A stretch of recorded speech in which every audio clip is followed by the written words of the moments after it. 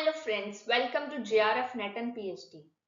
अब तक हम 6 पार्ट्स में जूरिस्प्रूडेंस कर चुके हैं और मेजर टॉपिक्स जूरिस्प्रूडेंस के कवर कर चुके हैं। अगर आपने वो वीडियोस नहीं देखी हैं तो प्लेलिस्ट में जाके वीडियोस देख लो। और आज हम करेंगे प्रैक्टिस क्वेश्चंस और जो पीवाईक्यूज आए हुए हैं हमारे। तो फर्स्ट क्वेश्चन है असर्शन और रीजनिंग का। तो मैंने अपनी वीडियोस में बताया था कि जब भी असर्शन और रीजनिंग का क्वेश्चन आता है तो हम कैसे चेक करेंगे कि जो ए है वो आर की करेक्ट एक्सप्लेनेशन है। उसके लिए हम दोनों के बीच में बिकॉज लगा के देख लेते हैं। तो देखो, फर्स्ट है a legal right is a legally granted interest because an enforcement of advantage is conferred by law. तो इसमें स्टेटमेंट 1 एकदम करेक्ट है लेकिन 2 गलत है। A legal right is legally granted interest, ये करेक्ट स्टेटमेंट है। फिर हमारा आता है मैच द फॉलोइंग्स। तो हमने अपनी वीडियोस में सारे स्कूल कवर कर लिए हैं पार्ट 2 और पार्ट 3 में। तो इसमें हमें उनके जूरीज की मैच द फॉलोइंग करनी है। तो सोशियोलॉजिकल स्कूल से हमारा कौन रिलेटेड है? सोशियोलॉजिकल स्कूल से हमारा रिलेटेड है रॉस्को पाउंड। एनालिटिकल स्कूल से बैंथम, जब हमने इनका क्लासिफिकेशन भी किया था। हिस्टोरिकल स्कूल जिसके फाउंडर ही सेवेगनी है। और फिर रियलिस्ट स्कूल क्या है? काल। तो इस हिसाब से हमारा कौन सा ऑप्शन ठीक हुआ? Option number A. फिर है हमारा सोशल सॉलिडारिटी। ये थ्योरी किसने दी थी? डुविट ने। कैटेगोरिकल इंपेरेटिव हमारा इमैनुअल कांट ने दिया था। और पर्पस थ्योरी हमारी दी थी एहरिंग ने। और ये सब हमने अपनी वीडियो में कवर किया था। और natural law variable content Stammler ने। तो option number B. According to Professor H.L.A. Hart, the importance of law as command lies in its, तो इसका आंसर होगा option number 4। Guidance is practically laid down and evidence is separate from the lord ought to be.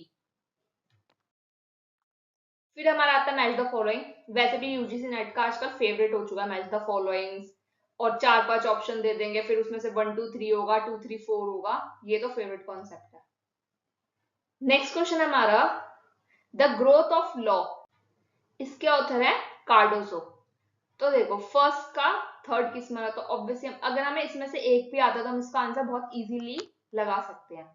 फिर हमारा foundations of jurisprudence, तो ये हमारी है जैमरो हॉल। फिर है nature and sources of law, grey.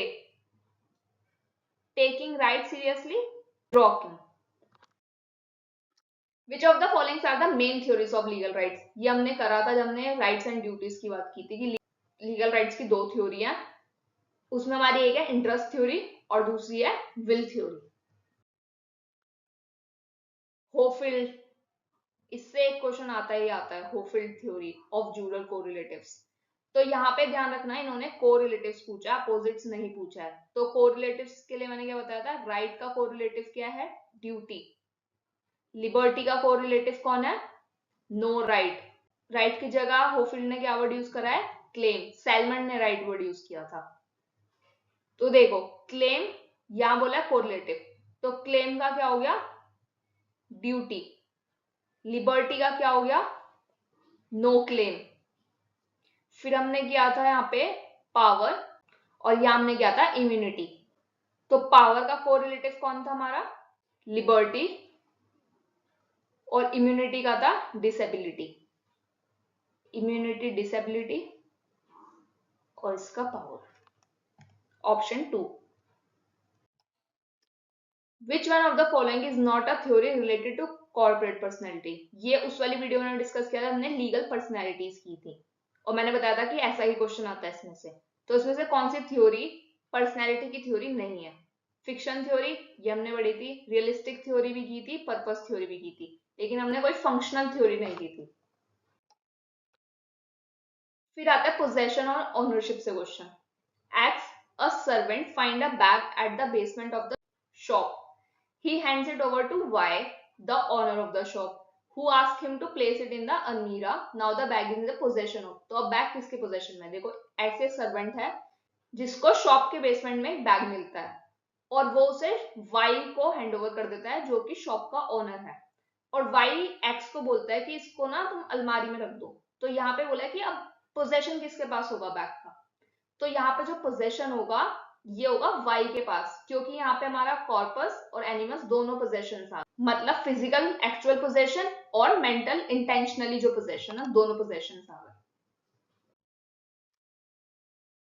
Law are valid only if they are just, ये स्टेटमेंट सही है तो ये स्टेटमेंट गलत है। ओनली दे आर जस्ट, ये गलत स्टेटमेंट है। The aim of law is to secure justice, तो ये वाली स्टेटमेंट करेक्ट है।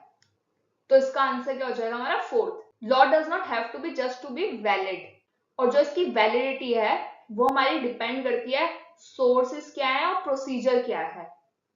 मोरल और एथिकल क्वालिटी से कोई भी लॉ वैलिड नहीं होता है। जजेस must follow authoritative precedence because, या हम बिकॉज लगा कर देखेंगे कि इसकी एक्सप्लेनेशन सही है या नहीं है। Authoritative precedents derive their authority from basic postulates of the legal system itself. तो ये दोनों स्टेटमेंट करेक्ट है। फिर यहाँ पे हमें 4 स्टेटमेंट्स दी हुई है, होप्स, ऑस्ट्रिन, पुफेंडॉर्फ, ओपेनहाइम, होलैंड और स्टेक की। तो ये क्या है, स्टेटमेंट रिलेटेड है उनका point of view over international law.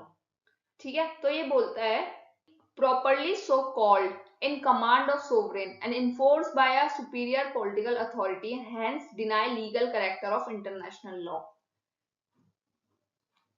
तो ये स्टेटमेंट करेक्ट है, इन लोगों ने इंटरनेशनल लॉ का लीगल कैरेक्टर डिनाई किया था। ये बोलते हैं जो लॉ है, जो प्रॉपरली सो कॉल्ड लॉ है, is a command of sovereign enforce by superior political authority.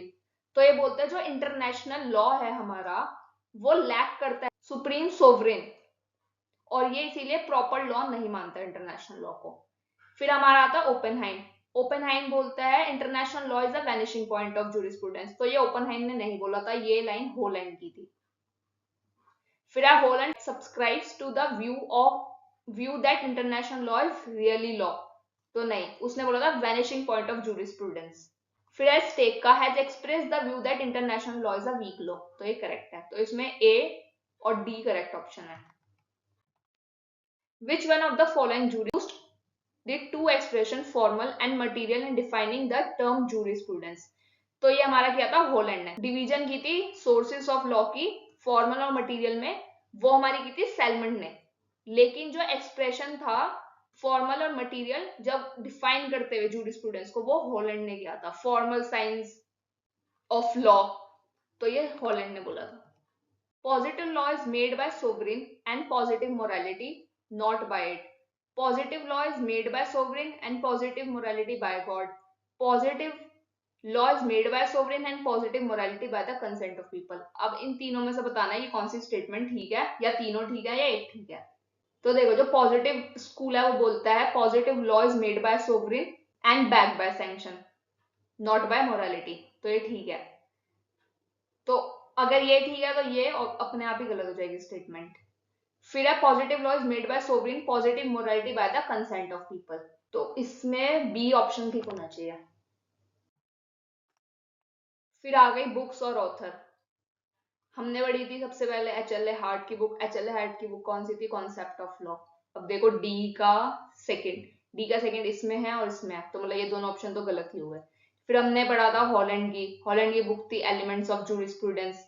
Third का ए का थर्ड है, तो ये हमारा सी ऑप्शन हो जाएगा, एलिमिनेशन भी करते हैं तो। फिर बी का the nature of judicial process, ये थी हमारे कार्डजो की बुक।